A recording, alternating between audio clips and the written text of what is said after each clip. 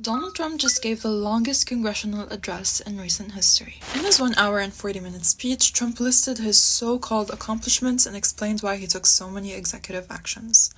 But as expected, his speech was full of exaggerations and falsehoods. Number 1. Trump claimed that his administration found hundreds of billions of dollars of fraud. The fact is, Doge reported $105 billion in savings, mostly from terminated grants, but no direct link to fraud. The Government Accountability Office estimates up to $521 billion in fraud annually, but there is no proof Doge's cuts were related.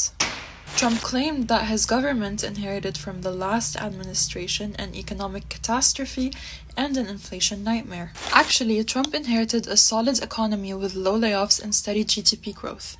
Inflation was rising due to pandemic-related disruptions and stimulus-driven demand. Trump claimed that he stopped all government censorship and brought back free speech in America. The fact is, Trump signed one executive order for free speech, but his actions, like barring the Associated Press, threatening school funding, and banning diversity programs, say otherwise. He said that countless other nations charged the US tremendously higher tariffs than what the US charged them. In reality, the US has a 3% average tariff rate, similar to countries like Canada and Japan.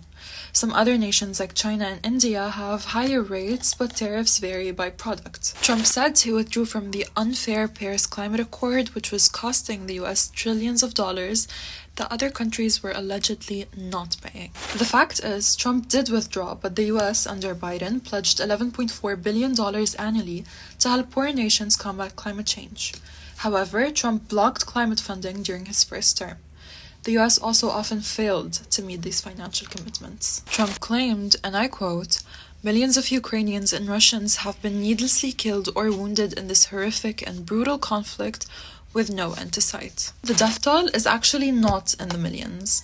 Western intelligence estimates hundreds of thousands of casualties, but the UN reported 11,700 civilian deaths and 24,600 injuries. And that's only a small segment of what the New York Times fact-checked.